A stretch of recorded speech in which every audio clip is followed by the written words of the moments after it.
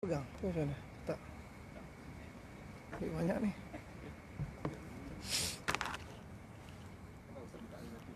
Saya sangkut satu ya. Okey ni ni. Tak efek eh. Banyak ni.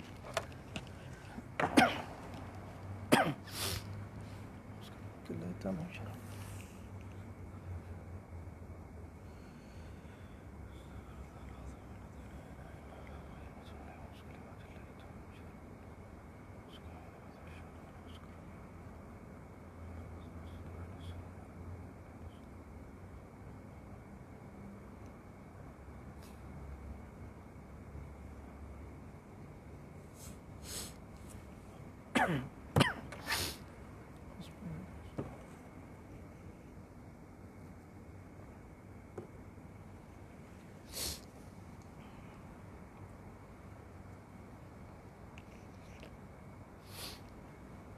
Assalamualaikum warahmatullahi taala wabarakatuh. Nahmaduhu wa nasta'inuhu wa nastahdihi wa nastaghfiruh wa nu'minu bihi wa natawakkalu alayhi wa na'udzu billahi min shururi anfusina wa min sayyiati a'malina man yahdihillahu fala mudilla lahu wa man yudlil fala hadiya lahu ونشهد أن لا إله إلا الله ونشهد أن محمدا عبده ورسوله أما بعد وقال الله سبحانه وتعالى في القرآن الكريم أعوذ بالله من الشيطان الرجيم من المؤمنين رجال صدقوا ما عاهدوا الله عليه من المؤمنين رجال صدقوا ما عاهدوا الله عليه فمنهم من قضى نحبه ومنهم من ينتظر وما بدلوا تبديلا صدق الله العظيم وقال رسول الله صلى الله عليه وسلم إن الدين بدأ غريبا ويرجع غريبا فطوبى للغرباء الذين يصلحون ما أفسد الناس من بعدي من سنته وقال رسول الله صلى الله عليه وسلم من تمسك بسنتي عند فسد أمتي فله أجر شهيد وقال رسول الله صلى الله عليه وسلم من أحيا سنتي فقد أحبني ومن أحبني كان معي في الجنة أو كما قال رسول الله صلى الله عليه وسلم. Alhamdulillah, pertama dan selamanya kita panjatkan kesyukuran kepada Allah Subhanahu wa taala di atas limpah kurnia kasih sayang yang Allah Subhanahu wa taala bagi. Allah Subhanahu wa taala telah pilih untuk kita menyempurnakan satu lagi perintah daripada perintah-perintah Allah Subhanahu wa taala dalam kehidupan ini. Wa tilkal ayyam nudawiluha bainan nas. Begitulah Allah Ta'ala firman, hari-hari yang kami jadikan silih berganti untuk manusia. Semalam habis dah, hari ini datang. Hari ini akan habis, esok akan datang. Cuma tak ada siapa tahu esok dia dekat mana. Sebab tu dalam ujian yang Allah Subhanahu wa taala jadikan kepada kita semua, hakikat kehendak dan keinginan Allah ialah untuk kita makin mengikat hati kita dengan Allah. Sebab tu kita syukur pada Allah.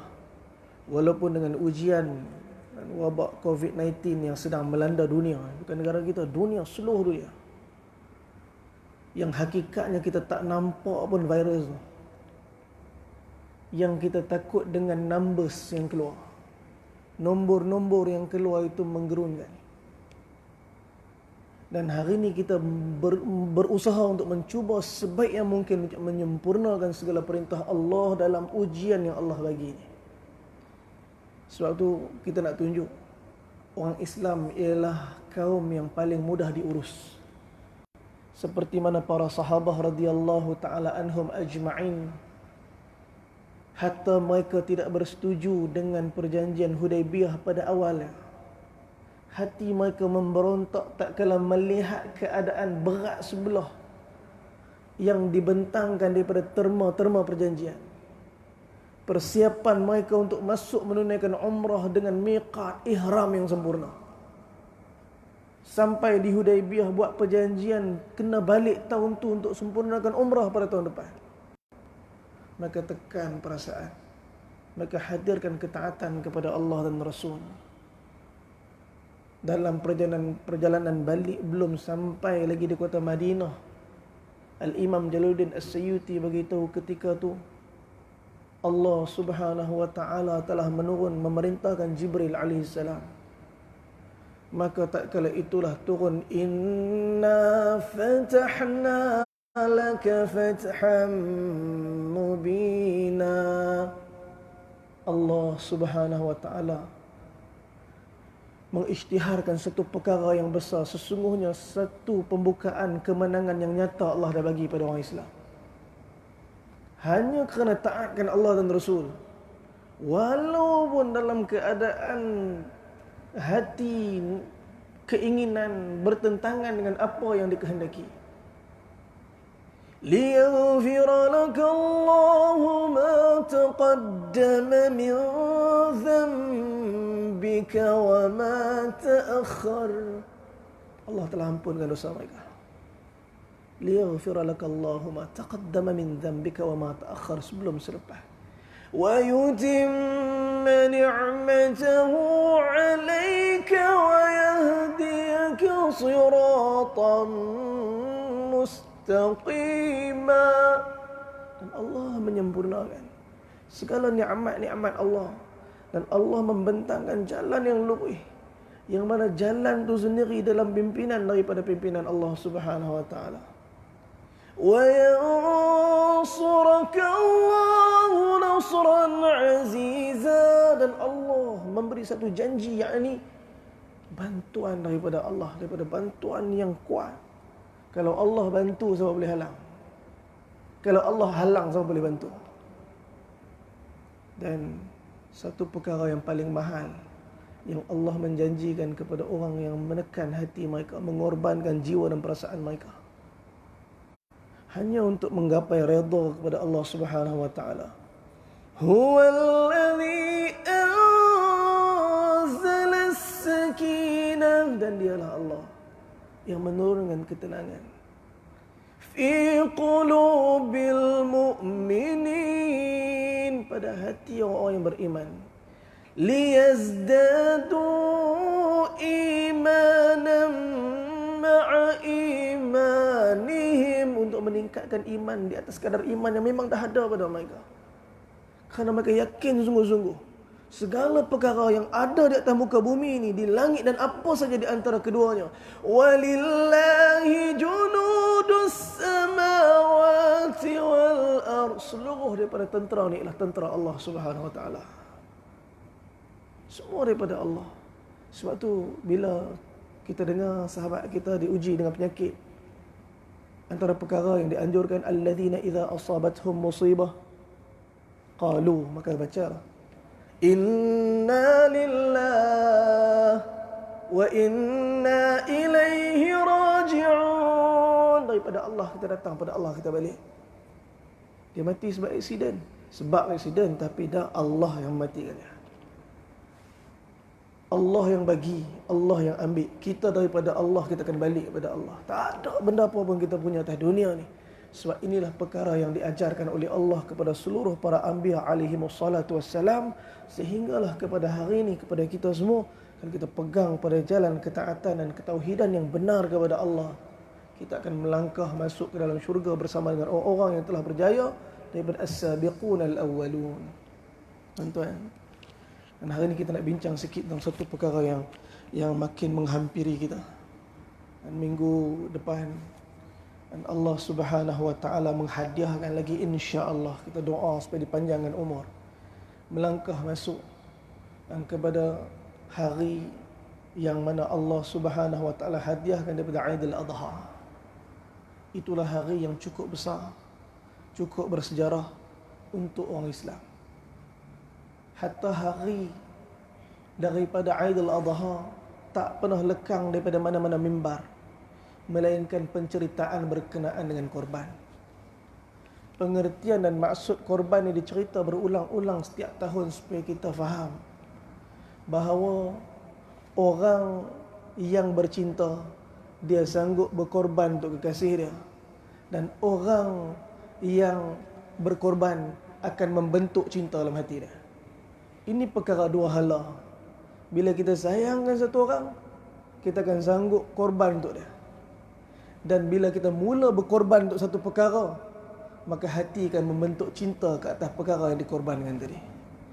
Sebab tu Nabi Ibrahim alaihissalam, satu orang Nabi yang Allah Subhanahu wa ta'ala menggelarkan baginda dengan panggilan Khalilullah. Dan tajuk kita korban kekasih.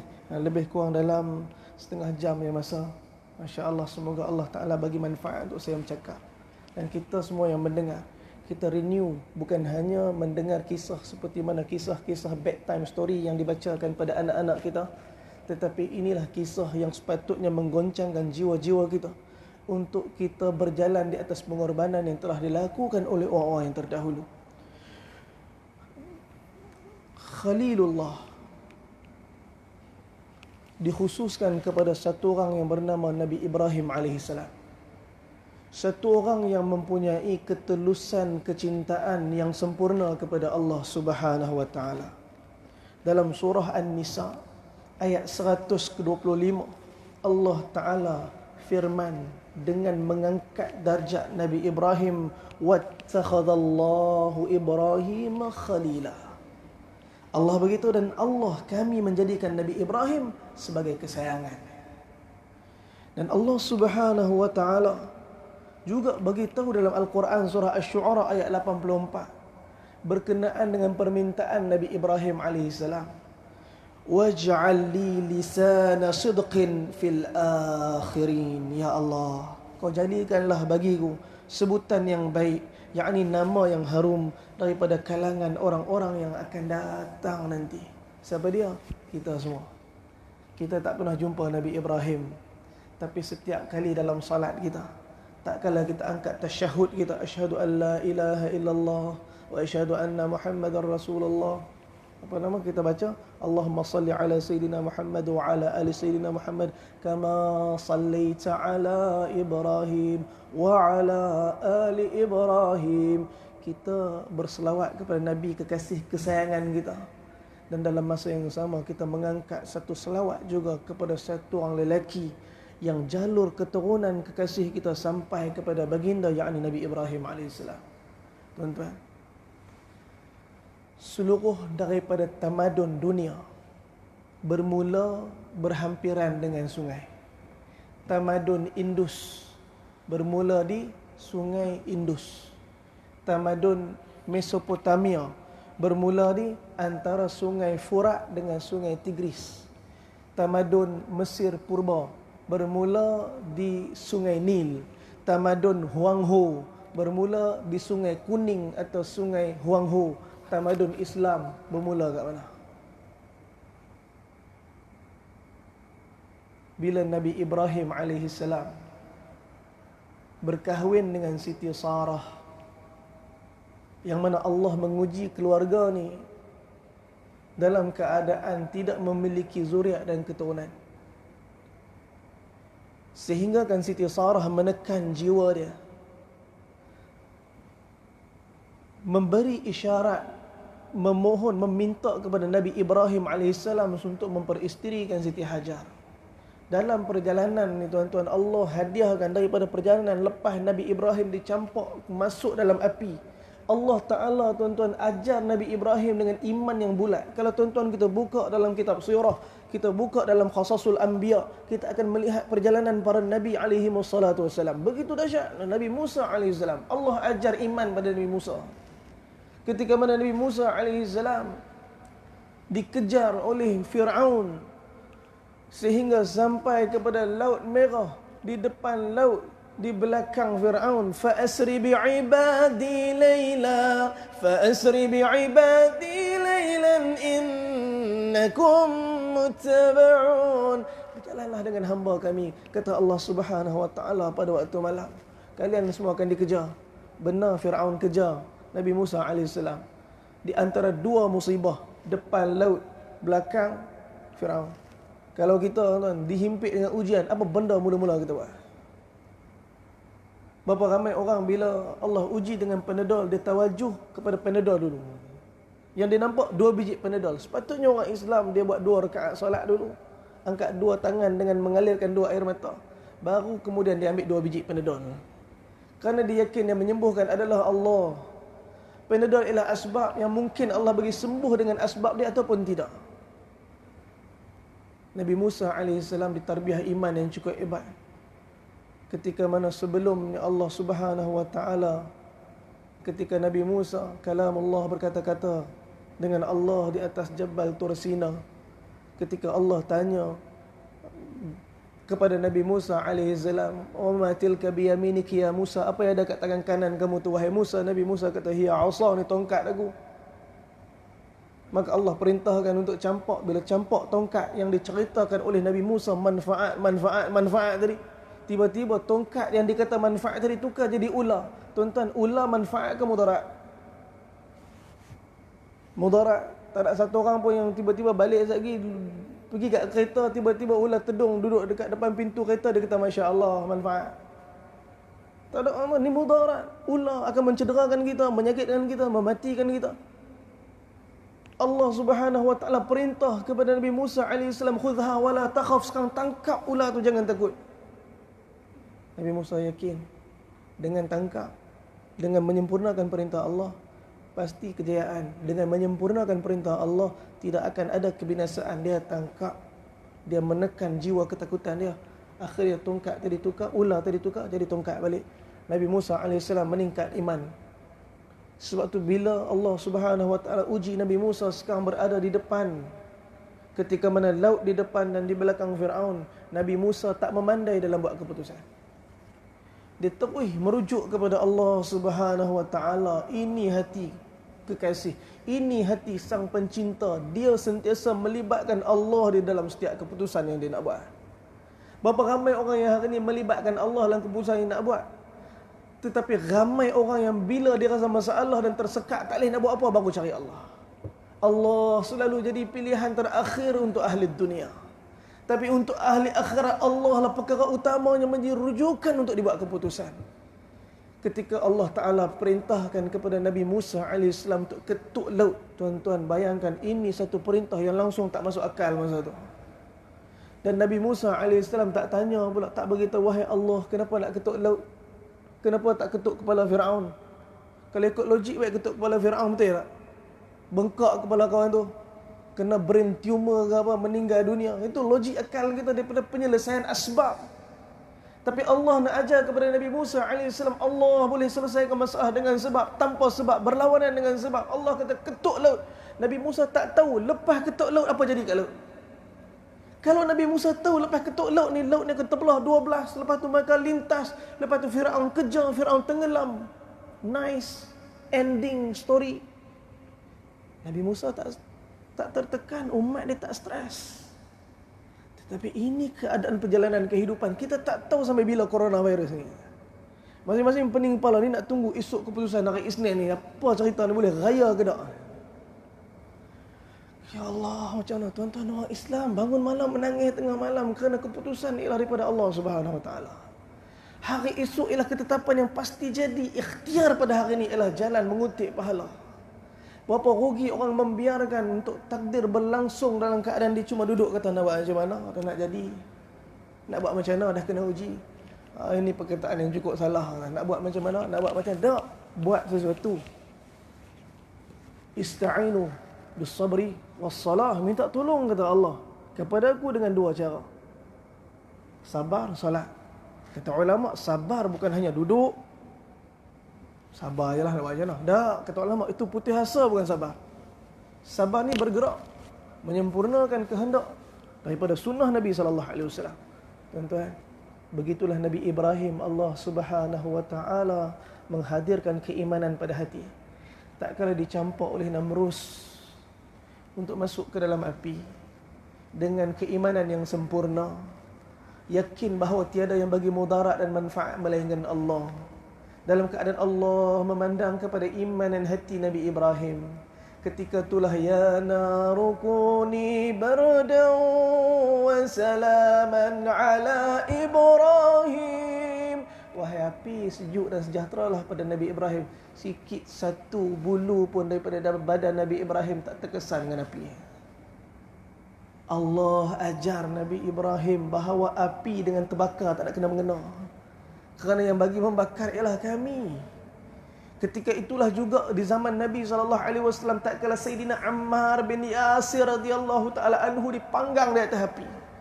Nabi pergi kat kepala Sayyidina Ammar bin Yasir, pegang kepala Sayyidina Ammar bin Yasir. Ketika mana dipanaskan badan dia di atas api, Nabi pegang kepala Sayyidina Ammar. Nabi baca doa yang apa yang dibacakan tadi. Ya narukuni bardan wa salaman ala al-Ammar. Wahai api, sejuk sejahteralah pada Ammar.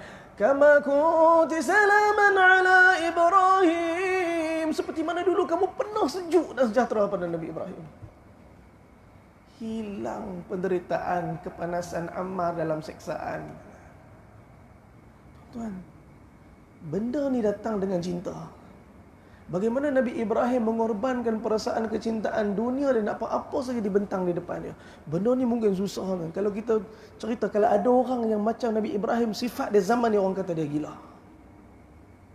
Ketika mana Nabi Ibrahim berkahwin dengan Siti Sarah, Allah bagi satu orang anak yang diangkat menjadi Nabi juga, yakni Nabi Ismail alaihi salam. Tuan-tuan bayangkan, lama tak dapat anak, tiba-tiba dapat anak dalam umur yang begitu lanjut. Betapa sekarang hati Nabi Ibrahim berputik mencintai anak. Tuan-tuan, kita boleh sembunyi perkataan kita daripada Allah. Allah sebut dalam surah Al-Mulk ayat 11. Wa asirru qawlakum aw ijharu bih innahu alimun bidzatis sudur. Wasirru qaulakum, kamu perlahankan, kamu sirkan suara kamu, perkataan kamu. Awi jaharu bi, ataupun kamu kuatkan sehingga ramai orang yang mendengar keadaan rentihan kamu. Innahu alimun bidzatis sudur. Allah, dia tahu apa yang ada dalam jantung hati kamu. Perasaan benci, cinta, iri, dendam, tak puas hati ada dalam jiwa ni tuan-tuan diketahui oleh Allah. Hati mana tak sayang bila dapat anak? Dan ini perintah Allah untuk mencintai anak. Tapi ketika mana cinta ni berputik pada Nabi Ibrahim ke atas Nabi Ismail, ketika itulah perintah Allah supaya dipisahkan mereka. Allah Subhanahu wa taala meletakkan satu ujian yang besar. Anak ke Allah ke? Berapa ramai orang yang tewas dengan keluarganya. Berapa ramai orang yang telah dihancurkan akhirat kerana keluarga dia. Ya ayyuhalladzina amanu la tulhikum amwalukum wa jangan kamu, wahai orang yang beriman, la tulhikum amwalukum wala auladukum an dzikrillah wa man yaf'al dzalika fa ulaika humul khasirun. Jangan kamu lalaikan diri kamu dengan harta dan anak-anak kamu daripada mengingati Allah. Siapa yang buat juga macam tu, kata Allah, sesungguhnya kamu ialah orang-orang yang rugi. Ramai orang yang rugi. Nabi Ibrahim AS perintahkan isteri dia Siti Hajar, yang baru dapat anak pun kecil lagi. Siapkan Siti Hajar, siapkan Nabi Ismail dalam bekalan hanya kurma yang sedikit dan sedikit air. Daripada Palestin menuju ke tapaknya Masjidil Haram di saat dan ketika ni, tuan-tuan, lebih kurang 800 km. Bukan cerita 8 km ni, cerita 800 km. Sampai saja dekat tempat tu, Nabi Ibrahim, Allah Subhanahu wa taala cerita dalam Al-Quran, dalam surah Ibrahim ayat ke-7, Rabbana inni askantu min dhurriyyati biwadin ghairi zi zar'in, wahai Allah, wahai Tuhan kami, sesungguhnya aku telah menempatkan sebahagian zuriat keturunan aku dekat mana? Dekat wadi ghairi zi zar'in, di satu tempat yang langsung tak ada tanaman, langsung tak ada punca untuk kehidupan, langsung tak ada apa-apa. Sampai saja di situ yang Allah perintahkan tu. Tuan-tuan boleh bayangkan tak? Kita tinggal anak kita nak pergi masuk universiti.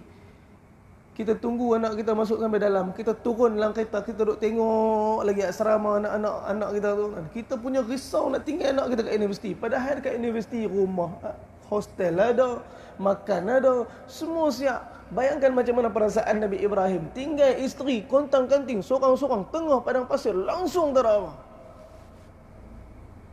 Tapi ini perintah Allah.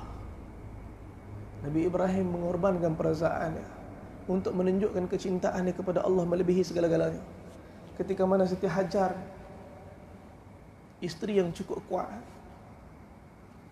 dia sayang dia macam ni. Sayang, apa makna sayang ni? Ramai orang yang dia kata, saya sayangkan isteri saya kerana Allah, saya sayangkan suami saya kerana Allah. Tapi bila mai satu keadaan, kita mengutamakan diri kita daripada kekasih kita. Sayang ini ialah menyempurnakan hak kekasih daripada ketaatan kepada Allah Ta'ala. Fikir apakah kekasih aku ni akan selamat di negeri akhirat ataupun tidak kerana daripada perbuatan dan apa yang aku buat ni.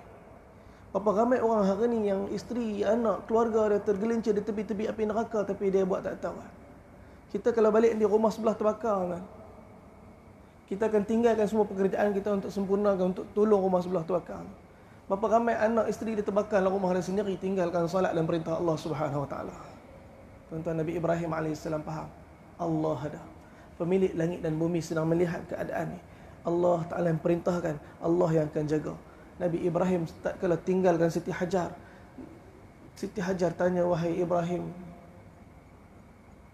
di mana kau tinggalkan kami? Nabi Ibrahim sikit pun tak jawab. Tak kala Nabi Ibrahim pusing, Siti Hajar tanya, wahai Ibrahim, apakah ini perintah Allah? Tak kala Siti Hajar tanya soalan tu, Nabi Ibrahim cuma bagi jawapan dengan menganggukkan kepala. Ketika tu juga dengan keyakinan Siti Hajar alaihissalam beritahu, kalau kau tinggalkan kami kerana Allah, Allah akan jaga kami. Tuan-tuan, pengtarbiahan berlaku tak kala Nabi Ibrahim mengorbankan perasaannya untuk meletakkan Allah di depan. Dia balik dengan keadaan meletakkan Allah di depan. Siti Hajar ketika tu dalam hati dia, walaupun yakin bahawa Allah itu buat segala-galanya, tetapi masih ada lagi perasaan makhluk boleh tolong. Apa tanda dia? Bila ditinggalkan Nabi Ibrahim, Siti Hajar kehabisan bekalan makanan, kehabisan bekalan minuman. Beliau telah naik ke Safa, ke Bukit Safa, dengan harapan kalau ada orang datang untuk bantu. Tak kala naik atas Bukit Safa, tengok tak ada orang. Ketika tu keyakinan kepada makhluk berkurang sikit, tetapi masih ada lagi pengharapan kepada makhluk. Maka berlari Siti Hajar naik atas Marwah. Sampai di atas Marwah, tengok di atas Bukit Marwah, kalau ada orang datang, tak ada siapa. Maka keyakinan kepada makhluk makin kurang, keyakinan kepada Allah makin meningkat. Daripada Marwah berlari balik ke Safa. Sampai di Bukit Safa, tengok tak ada orang lagi. Turun keyakinan pada makhluk, naik keyakinan kepada Allah. 7 kali lari Safa Marwah, sehingga kali ke-7 keyakinan kepada makhluk dah tak ada dalam hati Siti Hajar. Dah tak ada siapa datang. Ketika itu bulat sepenuhnya keyakinan Siti Hajar kepada Allah. Tak kala itulah Allah hadirkan Jibril AS, telah mengesokkan kaki dia, memancukkan air keluar daripada tanah, daripada hujungnya kaki Nabi Ismail AS, daripada satu punca yang tak ada sebab. Ketika tu Nabi Sayyidatina Hajar telah berlari bila tengok air memancut. Apa yang dia buat? Sayyidina Hajar telah ambil batu-batu, lantas dia lengkongkan tempat tu sehingga menjadi satu tempat seperti telaga. Ulama beritahu, seandainya Sayyidatuna Hajar tak ambil batu, lantas meletakkan di keliling dia, pasti air Zam-Zam akan terus mengalir ke seluruh dunia. Tapi ini cinta.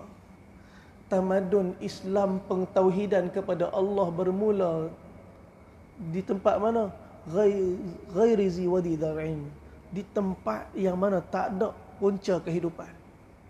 Seluruh tamadun bermula di pinggir-pinggir sungai, di tepi-tepi sungai. Tetapi tamadun Islam bermula dengan iman. Daripada iman munculnya air yang membentuk kehidupan. Sampai hari ini kita tengok air Zam-Zam tak pernah habis. Air Zam-Zam sentiasa mengalir dan ada. Tak kiralah berapa galen pun dikeluarkan daripada kota Mekah, disebarkan ke seluruh dunia. Tapi air Zam-Zam terus mengeluarkan air. Air yang paling baik dan paling berkat dalam dunia kerana pengorbanan Nabi Ibrahim AS kepada cinta. Pengorbanan dan tekanan jiwa Siti Sarah kerana cinta. Hari ini cinta tu hilang. Dan kita tanya mana bahagia. Kita salah meletakkan kekasih. Tak kala satu orang suami mengatakan isteri dia kekasih, seorang isteri kata suami dia kekasih, mengenepikan Allah sebagai kekasih, maka jangan tanya mana bahagialah rumah tangga. Tuan-tuan, Allah Subhanahu wa taala terus menguji Nabi Ibrahim AS. Setelah berapa lama tak bertemu dengan Siti Hajar alaihissalam daripada Palestin, Sayyidina Ibrahim alaihissalam telah balik ke kota Mekah. Tak kala melihat orang ramai dah mula buat penempatan di sana kerana sumber air Zam-Zam yang menjadi asbab kehidupan yang diletakkan oleh Allah Subhanahu wa taala. Sampailah keadaan umur Nabi Ismail makin besar. Kita bila tengok anak kita dah membesar, akan hadir satu lagi perasaan, cita-cita untuk anak ni besar jadi macam ni, jadi macam ni, jadi macam ni. Semua ayah-ayah, semua mak-mak ada rasa, oh, Masya Allah, nanti anak aku nak hantar sini, anak aku nak jadi macam ni. Tapi tuan-tuan, ketika berputik saja perasaan tu lagi, maka hadir seterusnya daripada perintah Allah. Falamma balagha ma'ahu sa'ya qala, ketika mana Nabi Ismail sampai pada satu umur yang mana dia boleh membantu Nabi Ibrahim di atas pekerjaannya. Ketika tu Nabi Ibrahim datang kepada Nabi Ismail, lantas dia bagi tahu kepada Nabi Ismail, ya bunayya, wahai anakku, inni ara fil manam, sungguh aku telah tengok dalam mimpi aku, in anni azbahuka fanzur madza tara, sungguh aku telah melihat dalam mimpi aku telah menyembelih kamu. Apa pandangan kamu? Tuan-tuan, ini syariat zaman tu, jangan kita try zaman lah. Ini syariat zaman tu. Dan mimpi para Nabi ialah wahyu daripada Allah Ta'ala. Mimpi kita ada 3 jenis. Mimpi Nabi wahyu, mimpi kita ada 3 jenis. Kata Al-Imam Ibn Sirin, mimpi kita ada 3 jenis. Yang pertama, mimpi kerana syaitan, asbab daripada gangguan syaitan. Yang kedua, mimpi daripada mimpi yang benar, petunjuk-petunjuk tertentu yang Allah Ta'ala nak bagi daripada mimpi. Takwil mesti daripada pakar takwil mimpi, bukan kawan yang kita sembang kedai kopi. Kita mimpi semalam, esok kedai kopi kita sembang, kawan kita pun duk urut janggut, aku rasa, jangan. Ini semua mengarut. Yang ketiga, mimpi daripada asbab badan kita, kepenatan kita, reaksi kita daripada segala physical activity seharian kita. Dan balik daripada tertarik dan perkena pula dekat bernama R&R, singgah isi minyak, beli Nescafe Ice pula. Dan sampai rumah, minum air gula banyak, dia teguk pula air mineral, pergi kencing. Masuk tidur tak kencing kan. Masa tu pundi kencing penuh. Bila pundi kencing penuh tu, ada satu mimpi yang lebih menggerunkan daripada mimpi hantu. Mimpi pi tandas. Bukan kata budak-budak, orang tua pun mimpi juga. Real punya mimpi. Serius macam betul mimpi. Sampai dekat depan bilik air, dia pun buka lampu. Dia buka lampu, siap baca doa lagi. Allahumma inni a'udzubika minal khubuthi wal khaba'ith. Masuk kaki kiri, sunnah. Ini mimpi, tapi dia rasa macam real. Dia mula buat turun seluar. Bahana besar nak dekat. Dia kencing, inna lillahi wa inna ilaihi raji'un. Lencun bini kat sebelah. Abang sakit apa ni? Lama dah tak ngumpul macam ni, abang dah kenapa? Tuan-tuan, ini mimpi yang ketiga. Tapi mimpinya para anbiya alaihi wassalatu wassalam ialah wahyu. Mimpi ini perintah Allah. Maka Nabi Ibrahim alaihissalam datang kepada Nabi Ismail bagi tahu kepada Nabi Ismail tentang mimpi ini. Apa jawapan Nabi Ismail? Tenang. Nabi Ismail alaihissalam tenang. If'al ma tu'mar. Ya abati, wahai ayahku, buatlah apa yang Allah perintahkan. Ini berkenaan dengan nyawa dia. Tetapi kerana hati dia yakin bahawa perintah Allah Subhanahu wa taala pasti akan menghadirkan kejayaan yang sempurna. If'al ma tu'mar, satajiduni insyaallah minas sabirin. Wahai ayah, kamu akan mendapati aku di kalangan orang yang sabar. Sabar ni cukup susah, tuan-tuan. Sabar dekat mana? Sabar ialah di permulaan ujian. Di permulaan ujian, di situ sabar. Di saat Allah uji, masa tu sabar. Bukannya lepas kita hempuk barang, lepas kita maki hamun, lepas tu nasib baik aku sabar. Kalau tidak, teruk dia. La ilaha illallah. Dah teruk dah tadi tu. Tuan-tuan, Allah Subhanahu wa taala meletakkan kesempurnaan kesabaran kepada Nabi Ismail alaihissalam. Korban bukannya benda yang dimulakan di zaman Nabi Ibrahim. Bahkan Nabi Adam alaihissalam ketika anak-anak diperintah oleh Allah, 2 orang daripada anak Nabi Adam diperintahkan untuk berkorban. Bahkan Qabil telah bagi persembahan kepada Allah daripada tanaman, buah-buahan yang busuk dan tak elok. Kerana hati dia begitu terikat dengan dunia. Dendam, segala perkara kebusukan dunia telah terkesan. Penyakit hati telah ditimpa oleh dia. Fi qulubihim marad fazadahumullahu marada. Allah kata dalam hati dia ada penyakit dan Allah tambah penyakit tu makin teruk. Kalau kita dapat detect penyakit ni, kita kena usaha untuk buang penyakit ni. Penyakit hati cukup masalah, tuan-tuan. Sedangkan Habil datang dengan qibas yang cukup baik, menyempurnakan hak dan keinginan Allah Subhanahu wa taala, mengorbankan perkara yang paling baik daripada apa yang kita ada, menunjukkan kepada Allah, wahai Allah, aku tak mau berkira-kira dengan engkau di saat engkau tak pernah berkira-kira dengan aku. Allah bagi lebih daripada apa yang kita minta. Kadang-kadang untuk buat korban kita berkira macam-macam. Tahun lepas dah buat dah, tahun ni relax dulu, tahun depan kot insyaAllah. Tuan-tuan, korban ni bukan dah buat. Ramai orang salah faham, dia kata dah buat tahun lepas. Tak.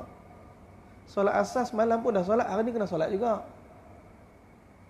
Korban kalau kita tak buat tahun ni, bukan kita belum buat, kita tak buat, kita telah meninggalkan ibadat korban. Kalau kita mampu, ada setengah orang tak apalah, biar isteri buat. Dia mampu, tak apa tahun ni bagi isteri buat. Saya dah buat tahun depan, kita gile-gile. Padahal mereka mampu. Rugi. Sedangkan Nabi Allah Ibrahim alaihissalam, Nabi Ismail bukan hanya mengorbankan nyawa dia. Nyawa dia diletakkan di hujung pisau ayah dia, menunjukkan kecintaan Nabi Ismail alaihissalam ketika mana Nabi Ibrahim buat keputusan untuk menyempurnakan ibadat ni, perintah ni. Maka Nabi Ismail jawab apa? Nabi Ismail bagi tahu apa? Ayah, nanti sampaikan salam pada ibu. Ayah, ketatkan ikatan supaya aku tak meronta dengan kuat. Ayah, tajamkan pedang supaya disempurnakan cepat, tidak menimbulkan rasa kasihan daripada dirimu kepada aku. Nabi Ismail pula bantu ayah dia untuk menyempurnakan keadaan pengorbanan.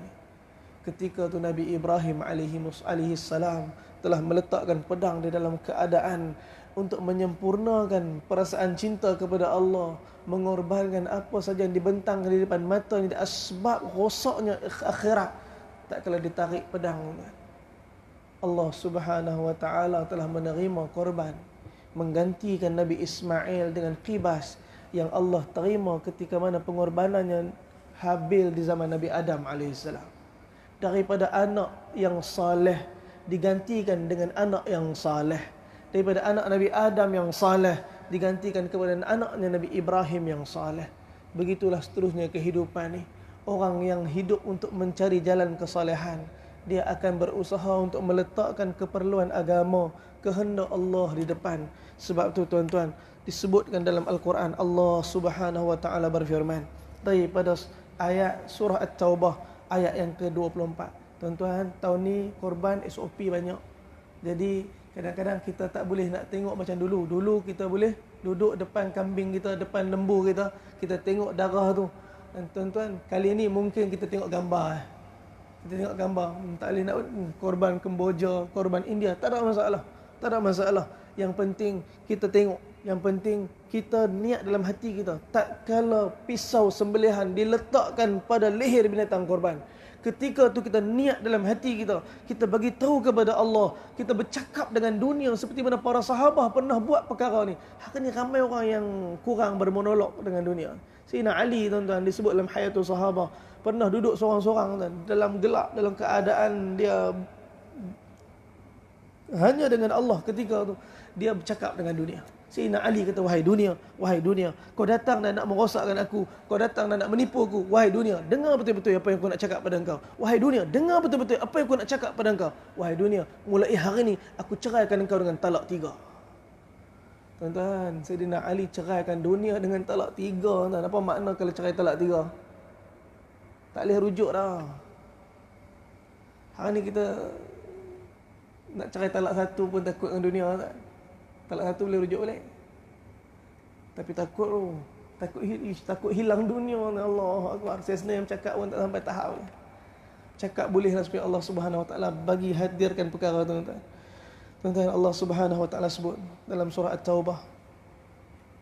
Dan kita nanti tarik mah pisau tu nak tarik, kita niat, kita cakap, kita bagi tahu kepada wahai Allah. Seperti mana pisau ni diletakkan di leher binatang sembelihan ni. Tak kalau ditarik je pisau daripada leher binatang sembelihan ni, begitu wahai Allah, seperti mana binatang ni disembelih, seperti itulah saat dan ketika ni aku menyembelih cinta dunia aku. Hadirkan kecintaan kepada Allah. Masukkan hub, keadaan kecintaan tu hanya untuk Allah. Kita akan tengok macam mana Allah akan ubah kehidupannya. Allah Ta'ala firman, saya nak tutup dengan ayat daripada surah At-Taubah ayat 24. 8 perkara kalau mampu kita sembelih semua ketika raya korban. Dan bukan senang, susah. Tapi inilah perkara yang Nabi Ibrahim telah buat daripada kehidupan baginda. Qul in kana aba'ukum wa abna'ukum wa ikhwanukum wa azwajukum wa ashiratukum وأموال اقترفتموها وتجارة تخشون كسادها ومساكن ترضونها أحب إليكم من الله ورسوله. 8 perkara.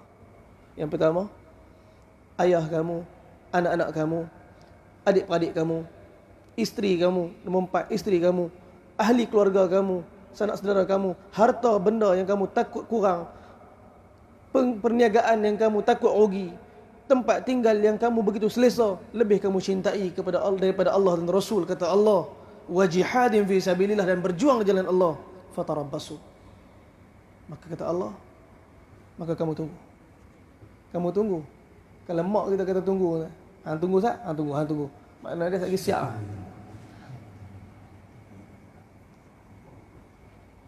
InsyaAllah tak azan tu boleh sikit lagi nah. Lepas tu kita doa, tu kita habis insya-Allah.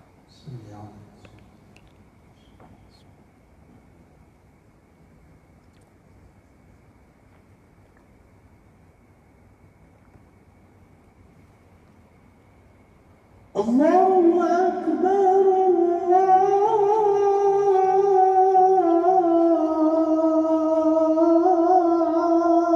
Akbar, Allahu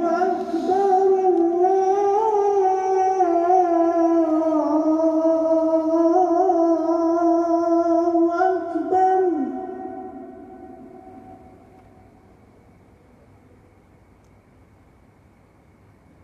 Asyhadu an la ilaha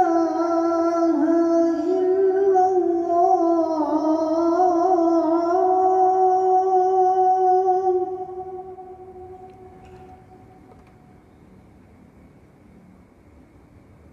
أشهد أن لا إله إلا الله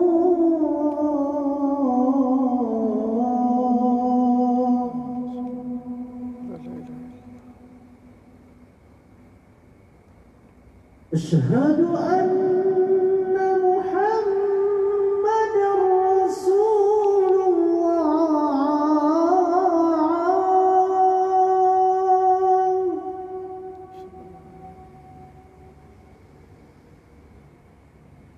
أشهد أن محمد رسول الله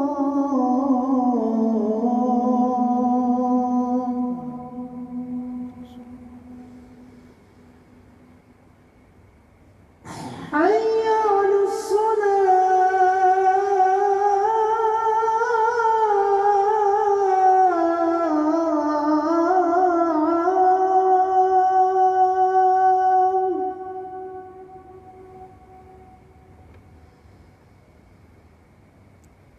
حي على الصلاة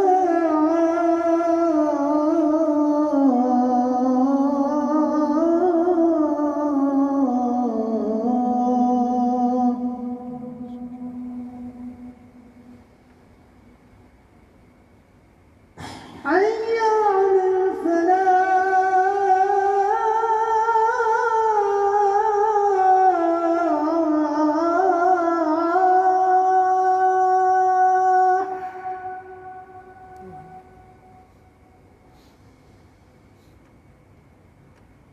حي على الفلاح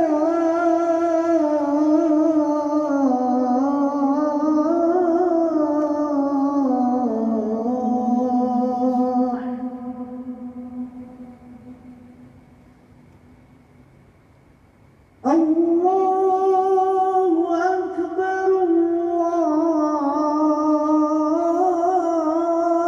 الله أكبر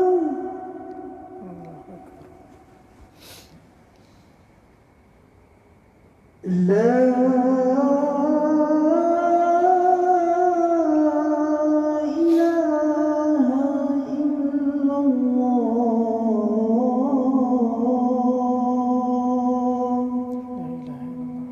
اللهم رب هذه التعطيل التامة الصلاة الحمد لله